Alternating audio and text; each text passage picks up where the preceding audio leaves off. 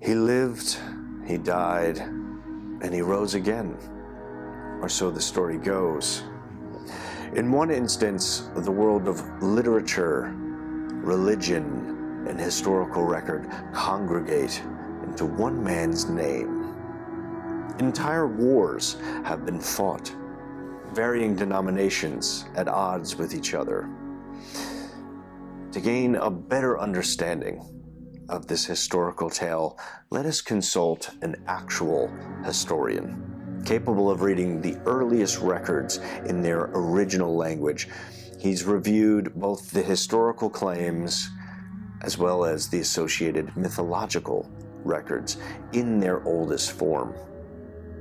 Dr. Richard Carrier is a scholar and a prolific author on the subject of Jesus Christ's historicity.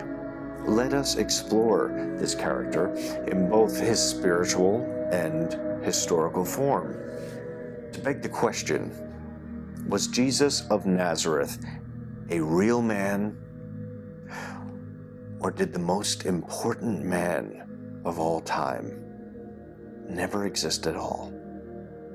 So, Richard, for the sake of being thorough, let us begin with the beginning of this story. As an extension of Judaism, Jesus fulfills a prophecy found in its predecessor. How did the Jewish belief system form? Take us through the process of Proto-Judaism to the Old Testament that we know today. So a lot of people don't realize that the Judaism that they recognize now is not the Judaism originally. If you go back in the Old Testament, far back, there's no resurrection at the end of the world. There's no apocalypticism. There's no Satan as the evil villain of the world. All of that stuff actually came later. That stuff was actually part of Persian Zoroastrian belief. And it was after the Jews got carted away in the exile, and then the Persian Empire took over, that they inherited those ideas. So the idea of resurrection at the end of the world, the idea of an apocalyptic linear time, all of that stuff, and the idea that there's an evil villain that God is battling, the Satan figure, all of that stuff actually came from Persian religion, from pagan religion, actually. And then it just became normal in Judaism. And so now we have the Old Testament in its current form. How did we get from Judaism to the emergence of a proto-Christian Jewish sect that believed in this character Jesus? So then what happens after the Persian influence, after the Jews returned from the exile, is that now you have Alexander the Great. He's spreading Greek culture everywhere. He's conquering everybody. Egypt, Judea, everything. He's got everything. And so now we have the Hellenistic period. We have Greek culture influencing. We have Greek philosophy. We have Greek science. And then Judaism gets transformed by this. Like their idea of how heaven is organized comes from Greek science.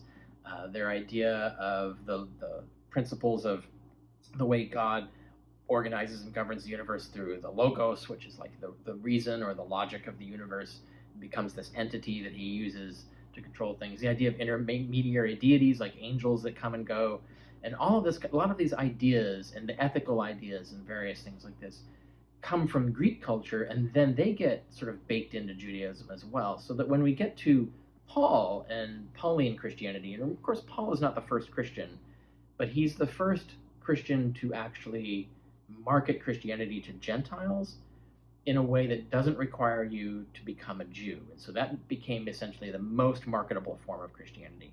When Christianity started, you had to convert to Judaism. You had to get circumcised. You had to follow dietary laws. You had to be a Jew. Now, you could convert to Judaism. You didn't have to be born a Jew, but you had to be Jewish to be Christian. And that original version of the religion died out. But it died out pretty quickly, actually. But the religion that became the religion we know today, all the sects that we have today, all of them derive from Paul, because he made this one innovation. And when Paul did that, he also brought in a lot more of this Greek cultural ideas, the Stoic philosophy, Platonic philosophy, Aristotelian philosophy. And he sort of cooks, essentially, Jewish theology in this way.